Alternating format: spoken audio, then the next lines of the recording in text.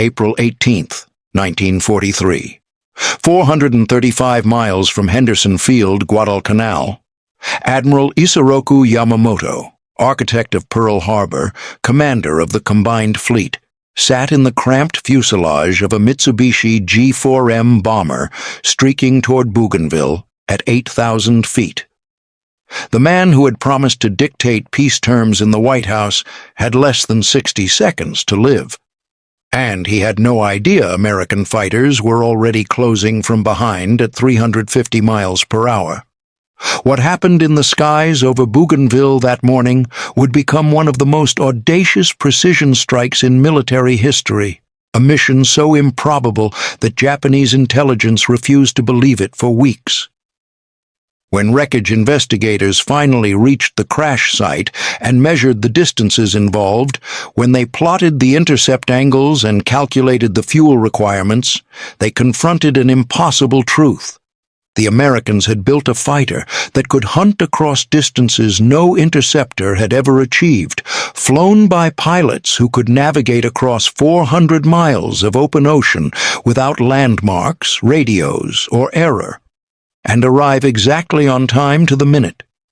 The weapon that made this impossible mission possible was one of the most unconventional fighters ever designed, the Lockheed P-38 Lightning. With its twin-boom configuration, tricycle landing gear, and counter-rotating propellers, it looked like nothing else in the sky. Japanese pilots reportedly called it Futago no Akuma, the fork-tailed devil, though no verified wartime source confirms this nickname. Regardless of its origins, the name stuck, and for good reason. But on that April morning, what mattered wasn't its unusual appearance or its fearsome reputation. What mattered was a capability no other American fighter possessed, the range to fly deep into enemy territory and return home. The story begins not with the mission, but with a message. On April 13, 1943, American cryptanalysts at Station Hypo in Pearl Harbor intercepted and decoded a Japanese naval transmission detailing Admiral Yamamoto's inspection tour of forward bases in the Solomon Islands. The message was extraordinarily specific: departure time from Rabaul, arrival time at Balale Airfield near Bougainville, aircraft types, escort composition, every detail the Americans needed to plan an intercept. The decoded intelligence reached Admiral Chester Nimitz, Commander-in-Chief of the Pacific Fleet, within hours. The decision to authorize what would become Operation Vengeance required presidential approval. Eliminating enemy commanders raised complex questions about military ethics and potential retaliation. But Yamamoto wasn't just any commander. He was the strategic genius behind Pearl Harbor, Midway, and Japan's entire naval war plan. His tactical brilliance and symbolic importance to Japanese morale made him an invaluable target. President Franklin Roosevelt's authorization came swiftly. Get Yamamoto. The mission fell to the Army Air Force's 339th Fighter Squadron, the Flying Knights, stationed at Henderson Field on Guadalcanal. But executing the intercept presented problems that seemed insurmountable. Balale Airfield lay 435 miles northwest of Guadalcanal across open ocean with no navigation landmarks. Japanese-held islands dotted the route, bristling with coastal observers who would report any American formation. The intercept window was brutally narrow. Yamamoto's bomber would be vulnerable for perhaps 10 minutes during its approach to Balale.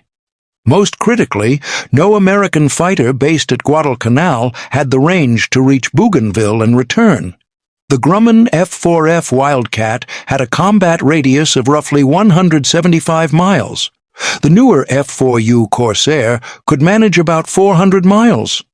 But only if pilots never deviated from the most fuel-efficient cruise settings, never climbed to combat altitude, and never engaged in energy-consuming combat maneuvering. Only one aircraft in the American inventory could make the journey, the Lockheed P-38 Lightning. The P-38's twin Allison V-1710 engines, each producing 1,475 horsepower, gave it exceptional range. With standard internal fuel of 410 gallons plus two 165-gallon drop tanks, the Lightning could theoretically fly 1,150 miles. But theory and combat reality were different things. The mission required flying at low altitude to avoid Japanese radar, navigation with absolute precision across featureless ocean, climbing to attack altitude on arrival, engaging superior numbers of enemy fighters, and returning home with enough fuel reserve to avoid ditching in shark-infested waters. Major John Mitchell, commanding the 339th Fighter Squadron, was assigned to plan and lead the mission. Mitchell, a taciturn combat veteran with 9 confirmed victories, approached the problem with methodical precision. Every calculation had to be perfect. Any error in navigation, fuel planning, or timing would result in either missing the intercept entirely or running out of fuel over the ocean. Mitchell's navigation solution was brilliant in its simplicity, but brutal in its demands. He plotted a dogleg course that took the formation west toward the Russell Islands, then northwest on a compass heading of 305 degrees. By staying low, between 10 and 50 feet above the waves, the P-38s would remain below Japanese radar coverage. The route avoided known observation posts and kept the formation over open water. But flying compass headings over open ocean with no visual reference points required navigation skills that bordered on art. Wind drift could push aircraft miles off course. Compass errors of even a few degrees would compound over 435 miles. Mitchell calculated that to arrive at the intercept point within 5 miles, close enough to visually acquire the target, his navigation error could not exceed 1 degree over the entire 2-hour flight. The fuel calculations were equally unforgiving. At optimal cruise settings, 2,000 revolutions per minute, 32 inches of manifold pressure, the P-38s would burn roughly 70 gallons per hour per engine, or 140 gallons total. The outbound leg would consume approximately 280 gallons. Climbing to attack altitude and combat would burn another 100 gallons. The return flight would require another 280 gallons. Total, 660 gallons, leaving roughly 115 gallons reserve. Mitchell planned for the formation to maintain strict radio silence, cruise at 185 miles per hour indicated airspeed, and avoid any unnecessary maneuvering. Every climb, every turn, every burst of throttle consumed fuel they couldn't spare. On the evening of April 17th, Mitchell briefed the mission to 18 selected pilots. The target's identity sent shockwaves through the briefing room. Captain Thomas Lanphier, one of the assigned shooter pilots, later recalled, "The room went absolutely silent when we learned who we were hunting. This wasn't just another intercept. This was a chance to eliminate the man who planned Pearl Harbor." The mission profile was straightforward in concept, nightmarish in execution. 12 P-38s would form the high cover element, providing protection against Japanese interceptors. 4 P-38s would form the killer flight, designated to engage Yamamoto's bombers directly. Mitchell would navigate and control the formation. Lanphier and Lieutenant Rex Barber would make the actual intercept. At 7:13 on the morning of April 18th, the P-38 formation roared down Henderson Field's steel matting runway and climbed into clear morning air. Each Lightning carried full internal fuel, 2 165-gallon drop tanks, 4 50-caliber machine guns with 500 rounds each, and 1 20-millimeter cannon with 150 rounds. Total takeoff weight exceeded 18,000 pounds, the heaviest the P-38s had ever flown operationally. The formation descended to wave-top altitude and turned northwest. Below them, the Pacific stretched empty and blue to the horizon. No landmarks, no navigation aids, just Mitchell's compass and a stopwatch racing against fuel consumption and a rendezvous that had to be perfect to the minute. The P-38's configuration made long-range navigation possible. The twin-boom design placed engines and propellers far from the fuselage, dramatically reducing cockpit noise and vibration compared to single-engine fighters. Pilots could fly for hours without the physical fatigue that plagued Corsair and Wildcat pilots. The tricycle landing gear provided excellent forward visibility during taxi and takeoff. The counter-rotating propellers eliminated torque effects that made other fighters difficult to handle. But it was the Allison engines that made the Lightning a long-range weapon. Unlike air-cooled radials that ran hot and required careful cylinder head temperature management, the liquid-cooled Allisons could maintain consistent temperatures indefinitely. The turbo superchargers, fed by exhaust gases, maintained manifold pressure at altitude without the parasitic power losses of mechanical superchargers. This efficiency translated directly into range. The formation maintained strict radio silence as they crossed the 200-mile mark. Mitchell checked his navigation constantly, comparing compass heading against drift indicators, verifying airspeed and fuel consumption against his flight plan. At 185 miles per hour indicated, the Lightning formation was making roughly 220 miles per hour over the water, accounting for wind. At 0833, 1 hour and 20 minutes into the flight, the southern coast of Bougainville appeared ahead, exactly where Mitchell's calculations predicted. The navigation error over 435 miles was less than 2 miles.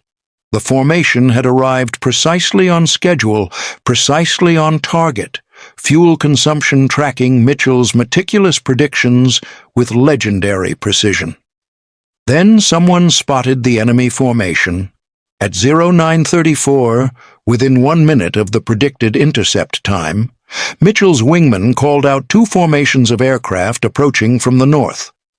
Yamamoto's transport, precisely on schedule, exactly where American intelligence had predicted, flying straight toward them at 8,000 feet.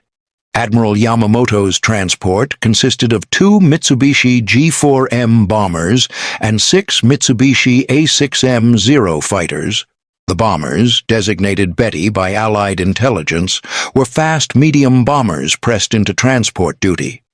Yamamoto rode in the lead bomber, piloted by Chief Warrant Officer Takeo Kotani.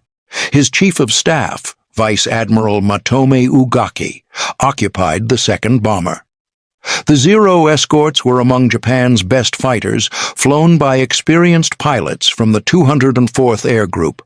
Fast, maneuverable, deadly in dogfights, the Zero had dominated Pacific skies for 18 months. The Japanese pilots, unaware that American fighters had penetrated this deep into their defensive perimeter, maintained a relaxed escort formation. Mitchell's formation jettisoned drop tanks and split immediately. The 12-plane cover group climbed to engage the Zero fighters. The 4-plane killer flight, Lanphier, Barber, and their wingmen, went after the bombers. What happened in the next 90 seconds remains one of the most debated engagements in aviation history. Multiple pilots claimed credit. Gun camera evidence was incomplete. Japanese accounts contradicted American reports. But the outcome was unambiguous. Admiral Yamamoto's bomber was destroyed, the admiral eliminated instantly, and the mission succeeded beyond all expectation. Lieutenant Rex Barber's combat report, filed hours after landing, described approaching the trailing bomber from behind and below. At approximately 200 yards range, Barber opened fire with all guns. The combined firepower, 4 50-caliber machine guns and 1 20-millimeter cannon, poured into the bomber's right engine and fuselage. The G4M, nicknamed hamaki, or cigar by Japanese crews for its tendency to ignite when damaged, erupted in flames. Captain Thomas Lanphier, simultaneously engaging the lead bomber carrying Yamamoto, reported intercepting from the side as the pilot attempted evasive maneuvers. Lanphier's guns raked the bomber from engine to tail. The left engine exploded, the bomber's wing separated, and the aircraft entered an uncontrolled descent into the jungle below. Above them, the cover flight engaged 6 Zero fighters in a swirling dogfight. The P-38's superior speed and firepower offset the Zero's maneuverability advantage. Lieutenant Besby Holmes destroyed 1 Zero. The remaining Japanese fighters, surprised by the sudden appearance of American aircraft 400 miles from the nearest Allied base, broke off to protect the surviving bomber carrying Vice Admiral Ugaki. The entire engagement lasted less than 3 minutes from initial contact to disengagement.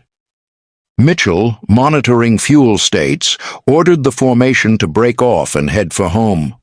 The return flight, racing against fuel exhaustion, tested every pilot's discipline.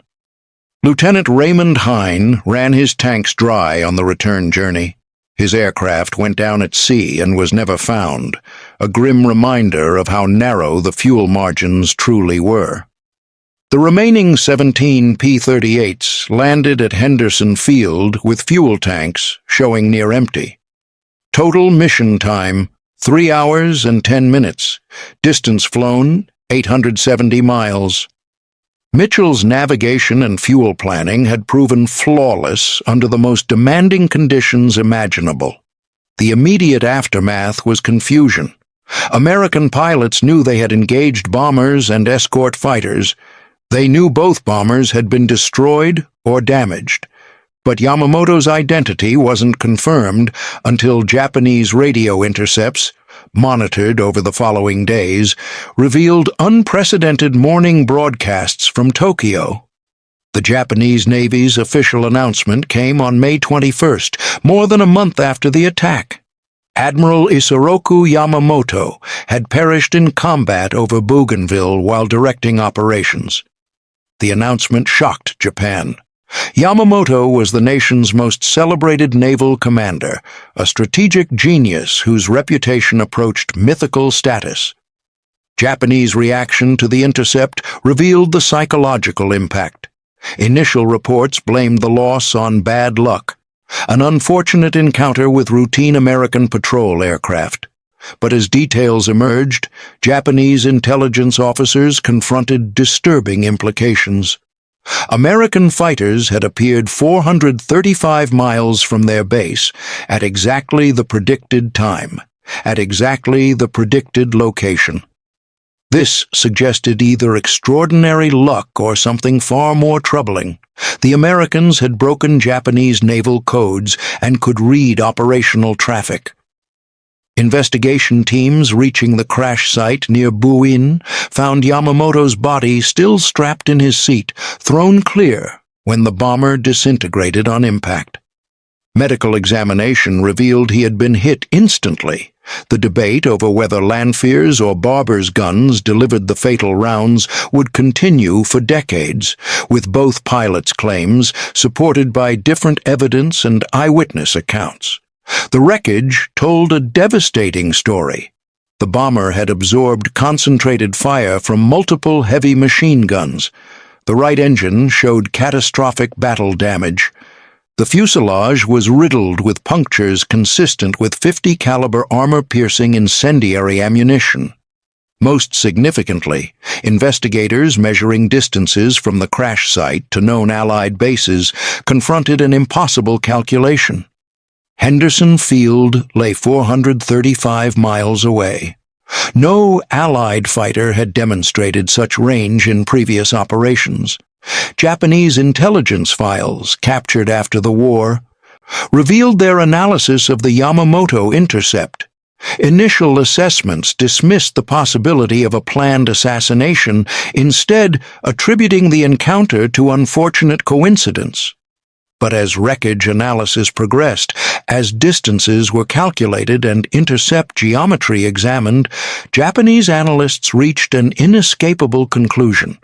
The Americans had developed fighter aircraft capable of operating at ranges previously considered impossible.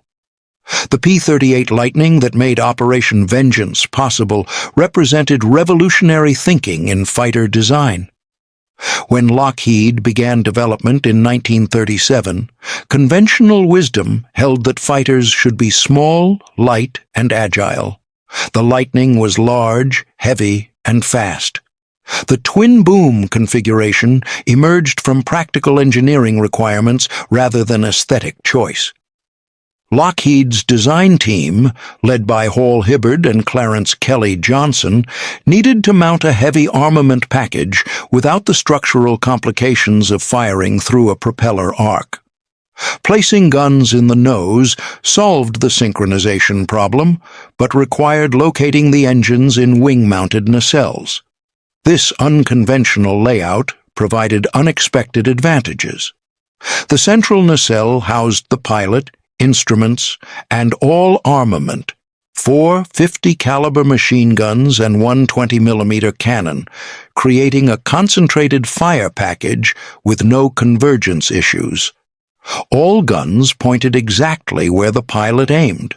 The effective range extended to 600 yards, far beyond the convergence-limited range of wing-mounted guns. The twin Allison V1710 engines, each displacing 1,710 cubic inches, produced combined power exceeding any single-engine fighter.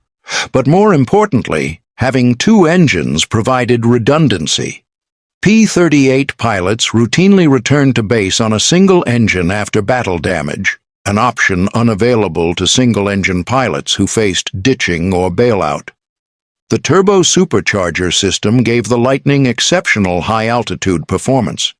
While other fighters suffered power loss above 20,000 feet, the P-38 maintained full rated power to nearly 30,000 feet.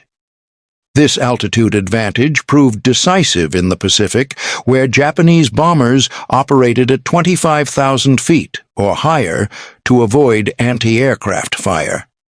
But it was range that made the Lightning irreplaceable in the Pacific theater. The vast distances separating island bases meant that most targets lay beyond the reach of single-engine fighters. The P-38, with its efficient cruise performance and large fuel capacity, could escort bombers deep into enemy territory or conduct long-range intercepts impossible for other aircraft. The mission to eliminate Admiral Yamamoto demonstrated these capabilities spectacularly. No other American fighter could have made the journey. The F-4F Wildcat's maximum range was roughly 700 miles, insufficient even with drop tanks. The F-4U Corsair could theoretically reach Bougainville, but would arrive with fuel reserves so marginal that any combat maneuvering or navigation error meant ditching at sea. Only the P-38 provided both the range to reach the target and sufficient fuel margin to conduct combat operations on arrival. The Lightning's combat record in the Pacific ultimately validated its design philosophy. P-38 units in the Pacific theater destroyed more Japanese aircraft than any other fighter type, over 1,800 confirmed victories. The top two American aces, Major Richard Bong with 40 victories and Major Thomas McGuire with 38, both flew P-38s exclusively. Japanese pilots' respect for the Lightning bordered on fear. Unlike the Zero, which relied on maneuverability and lightweight at the cost of armor and self-sealing fuel tanks, the P-38 was a heavily armed, well-protected weapons platform. Japanese pilots discovered that head-on attacks, effective against lightly built American fighters like the P-39, were suicidal against the Lightning's concentrated nose armament. Saburo Sakai, Japan's highest-scoring surviving ace with 64 victories, encountered P-38s over Guadalcanal and later wrote, The fork-tailed fighter was fast, heavily armed, and could absorb punishment that would destroy our fighters. Attacking from behind was dangerous. Their firepower was devastating. Attacking from ahead was fatal. You flew directly into 8 heavy weapons firing simultaneously. The Lightning was the most dangerous fighter we faced. The strategic implications of Operation Vengeance extended far beyond eliminating a single commander. Japanese naval leadership never fully recovered from Yamamoto's loss. His replacement, Admiral Minichi Koga, lacked Yamamoto's strategic vision and aggressive instinct. Japanese naval operations became increasingly defensive and reactive. More significantly, the successful intercept demonstrated that American intelligence could penetrate Japanese communications security at the highest levels. Japanese code changes following the Yamamoto incident came too late.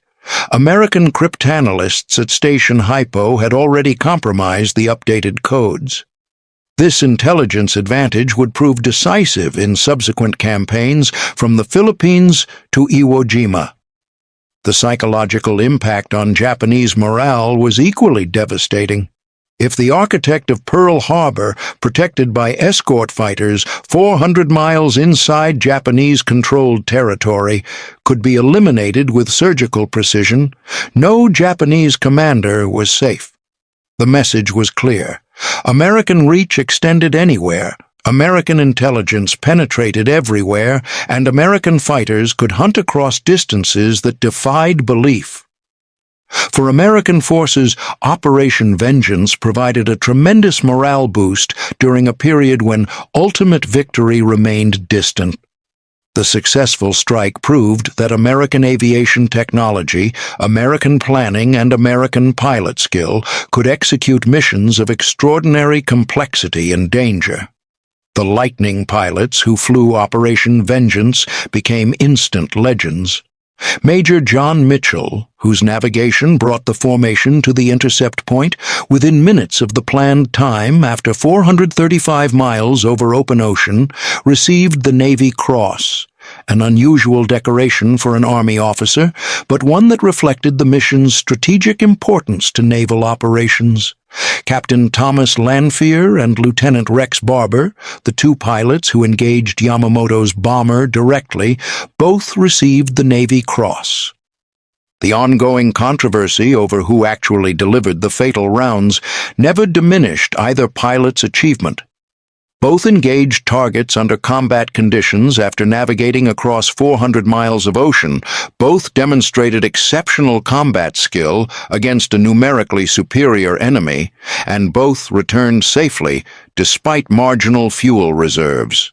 The technical achievement of Operation Vengeance, precision navigation over 435 miles of featureless ocean using only compass and stopwatch, arrival within 1 minute of planned time, successful engagement against superior numbers, and safe return despite marginal fuel reserves, represented aviation excellence that contemporary European operations rarely matched. The P-38 Lightning that made the mission possible continued serving throughout the Pacific War with distinction. By war's end, Lightning squadrons had flown thousands of long-range missions across the vast Pacific theater, escorting bombers to targets deep in enemy territory, conducting reconnaissance flights over heavily defended areas, and hunting Japanese shipping across thousands of miles of ocean. The aircraft's unusual configuration, initially viewed with skepticism by pilots trained on conventional fighters, proved ideally suited to Pacific conditions. The spacious cockpit reduced pilot fatigue during missions lasting 6 or 7 hours. The twin engines provided redundancy that saved countless pilots who limped home on a single engine after battle damage. The concentrated nose armament delivered firepower that Japanese aircraft, built light to maximize maneuverability, could not withstand.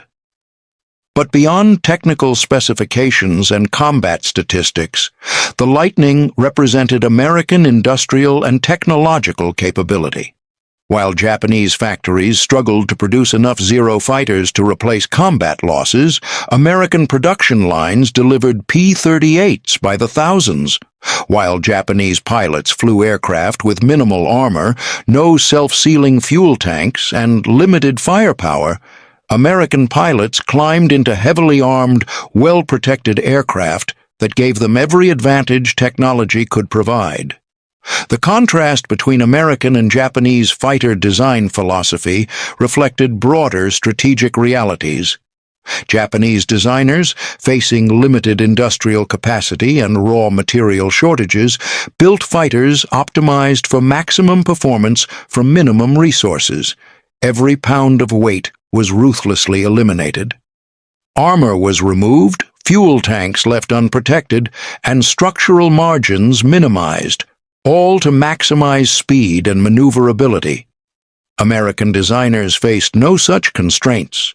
Abundant aluminum, unlimited engine production, and vast manufacturing capacity meant American fighters could be built heavy and strong. Armor protection, self-sealing fuel tanks, redundant systems, and heavy armament came standard. The P-38, weighing 12,000 pounds loaded compared to the Zero's 6,000 pounds, exemplified this philosophy. Build the best fighter possible without compromise, then produce it in overwhelming numbers. This industrial advantage decided the Pacific War as surely as any battle. By 1944, American factories were producing aircraft faster than Japanese forces could eliminate them. Pilot training, similarly, reflected overwhelming American advantages. By mid-war, American fighter pilots arrived in combat with 400 hours flight time. Japanese pilots, facing desperate fuel shortages, entered combat with less than 100 hours. The result was inevitable. American pilots, flying superior aircraft, supported by unlimited fuel and ammunition, backed by industrial capacity that replaced losses within days, systematically destroyed Japanese air power. By 1945, Japanese fighters rarely opposed American formations, not because Japanese pilots lacked courage, but because so few remained alive. The Yamamoto intercept, executed on April 18, 1943, foreshadowed this eventual outcome. The mission demonstrated that American technology, American planning, and American pilot skill could execute operations that Japanese forces could not counter or even comprehend. The Lightning pilots, who flew 435 miles across open ocean, arriving precisely on time to eliminate Japan's most capable naval commander, proved what American aviation would accomplish over the next 2 years: victory through technological superiority, industrial capacity, and operational excellence. Today, preserved P-38 Lightnings sit in museums across America, their twin booms and distinctive profile instantly recognizable. These aircraft represent more than technological achievement. They represent the capability of American industry to design, produce, and deploy weapons that won the war. They represent the skill of American pilots who flew these complex aircraft into combat under conditions that tested both human and machine limits. They represent missions like Operation Vengeance, operations so audacious, so precisely executed that the enemy refused to believe them possible. Japanese pilots who searched the jungle near Buin on April 18, 1943, found wreckage scattered across a hillside and the body of their nation's most celebrated admiral. As they measured distances, calculated intercept geometry, and examined the concentrated pattern of battle damage, they confronted a reality that shattered their assumptions. American fighters had hunted across 400 miles of ocean and struck with precision that bordered on supernatural. The fork-tailed devil, whether the Japanese truly called it that during the war or the name emerged later, had spoken, and Admiral Yamamoto had become its most famous target, eliminated by pilots he never saw. flying aircraft he didn't know existed, guided by intelligence he never suspected was compromised. The mission succeeded because Lockheed engineers had built a fighter with unmatched range, because American cryptanalysts had broken Japanese codes, because Major John Mitchell could navigate 435 miles over open ocean within a minute of planned time, and because American pilots could execute a mission of extraordinary complexity without error. That combination, technological excellence, intelligence superiority, operational planning, and pilot skill, defined American air power in the Pacific. And on April 18th, 1943, above the jungles of Bougainville, it delivered a message that echoed across the Pacific. Nowhere was safe, no one was untouchable, and American fighters could hunt anywhere their enemies tried to hide. The Lightning that made it possible flew home with nearly empty tanks, having covered 870 miles in 3 hours and 10 minutes. Behind it lay one of the most successful precision strikes in military history. Ahead lay 2 more years of war and thousands more missions. But Operation Vengeance remained unique. The day American fighters flew farther than anyone believed possible and eliminated the man who planned Pearl Harbor. Japanese intelligence officers, examining wreckage in the jungle and measuring impossible distances, finally understood what American industry had achieved. The fork-tailed fighter wasn't just another aircraft. It was a weapon that could reach across the vast Pacific, strike with surgical precision, and vanish before defenses could respond. It was, in every way that mattered, the weapon Japan could neither build nor counter. And Admiral Yamamoto, whose brilliance had given Japan early victories, who had warned his superiors that America's industrial might would ultimately prove decisive, became proof of his own prophecy. Eliminated by a fighter his nation could never match, flown by pilots his forces could never train in sufficient numbers, guided by intelligence his codes could not protect against. 435 miles, precision navigation across open ocean, perfect timing, overwhelming firepower, safe return. Operation Vengeance demonstrated everything the P-38 Lightning was designed to achieve and everything American air power would become: unstoppable, inescapable, and absolutely decisive. If you enjoyed this story, don't forget to subscribe for more stories like this one, straight from the skies of World War II.